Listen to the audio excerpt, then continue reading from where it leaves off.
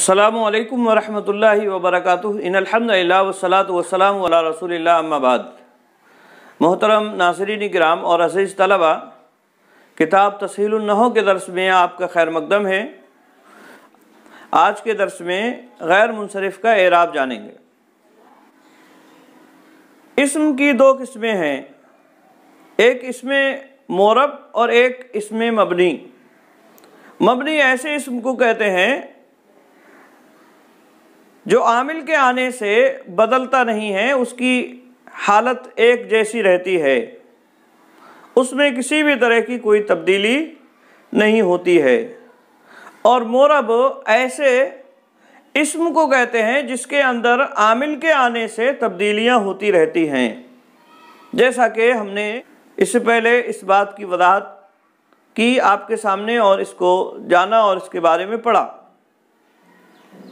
लेकिन इसमें मोरब में कुछ ऐसे इस्म हैं जो एराब की तमाम हालतों में बदलते रहते हैं, उनकी हालत में तब्दीली आती रहती है तमाम हालतों में।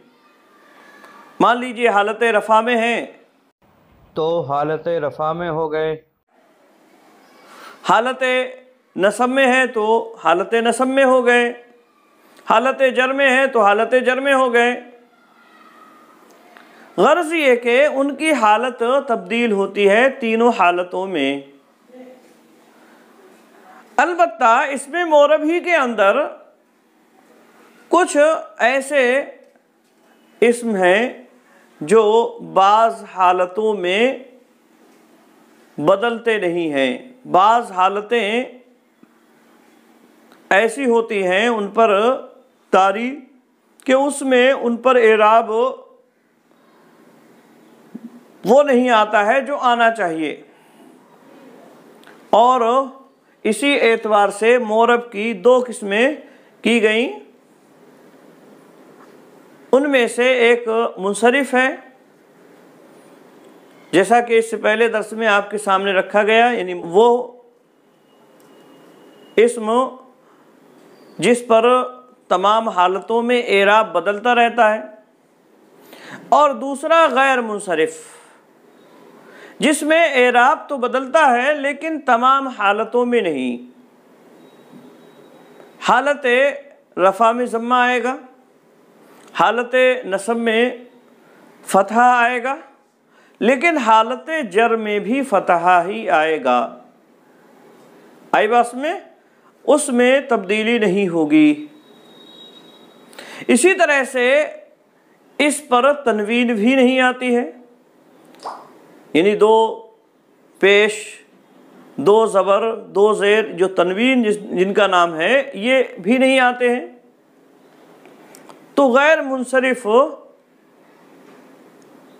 ऐसे इस्म को कहते हैं जिसके अंदर दो असबाब मना सर्फ, यानी ना फेरने वाले, एराब से ना फेरने वाले दो सबब या एक सबब मना सर्फ का जो दो के कायम मकाम हो पाया जाए। तो इसमें गैर मुनसरिफ ऐसे इस्म को कहेंगे जिसके अंदर दो सबब मना सर्फ के या इसी तरह से एक सबब मना सर्फ का जो दो के कायम मकाम हो पाया जाए।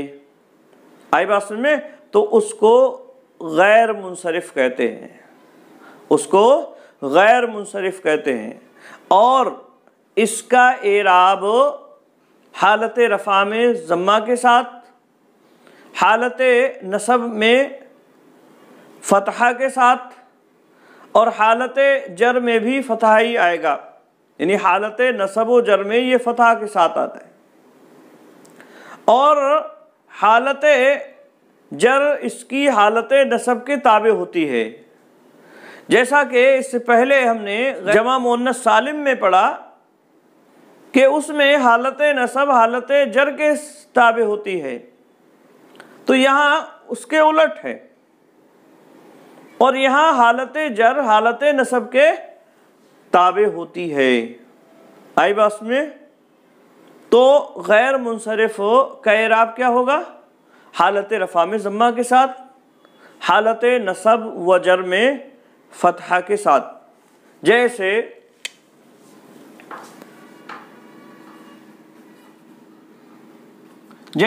अहमदू,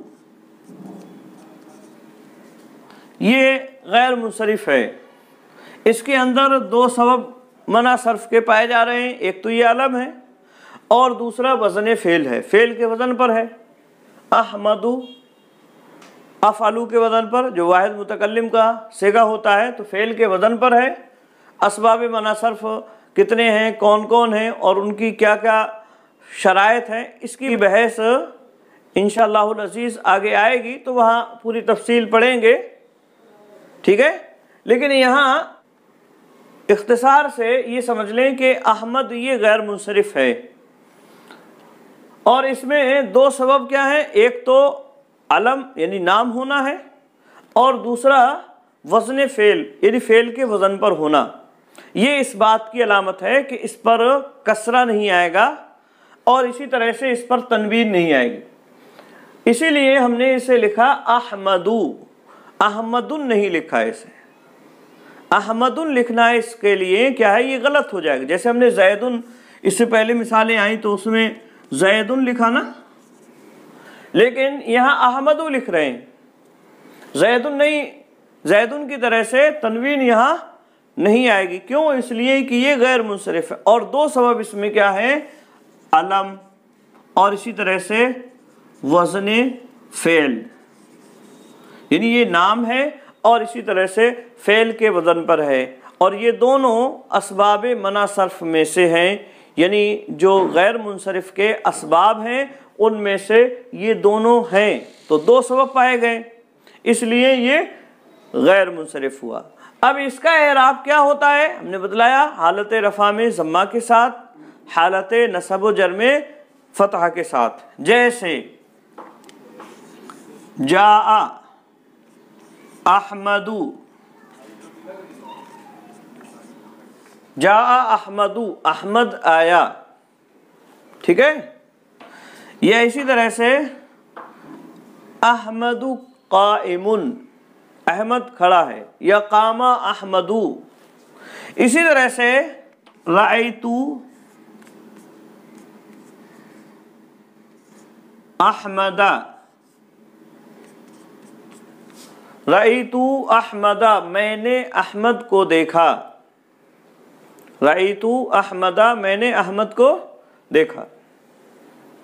इसी तरह से हालत जर की मिसाल, मररतू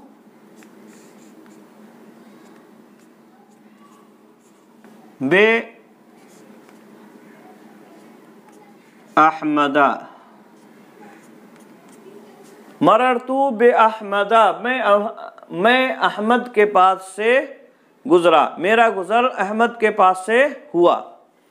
तो यहाँ हमने ये देखा, जा अहमदू में रफ़ा आया हालत रफ़ा में बग़ैर तनवीन के, राइतू अहमदा में फ़तहा आया हालत नसब में बग़ैर तनवीन के, मररतू बे अहमदा में फ़तहा आया बग़ैर तनवीन के और कसरा नहीं आया।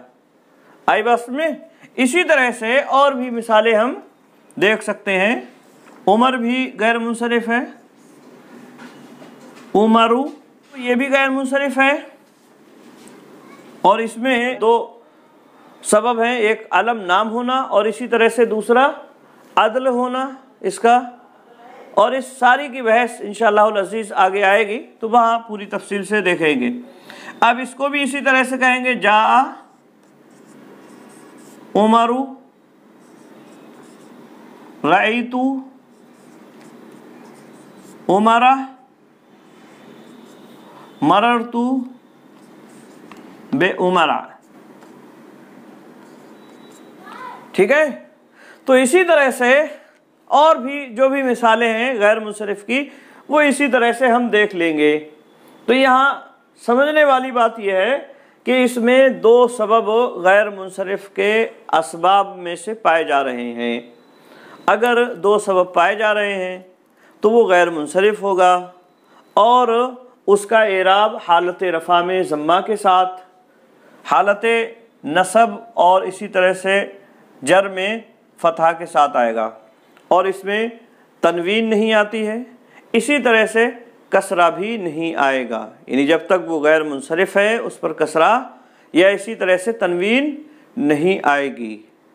आई बात में? तो ये आज के दर्स में हमने दो चीज़ें जानी।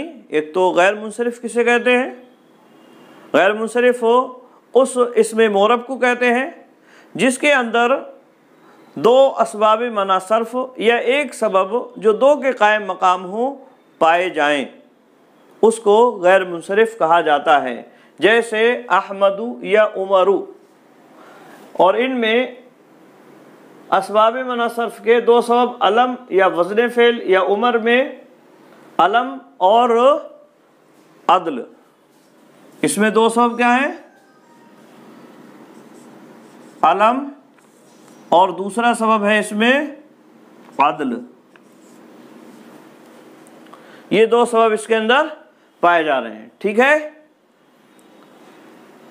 और इनका एराब ये है कि ये हालत रफ़ा में ज़म्मा के साथ, हालत नसब व जर में फ़तहा के साथ आते हैं, यानी हालत जर में ये हालत नसब के यानी फ़तहा हालत नसब के ताबे होते हैं, ठीक है।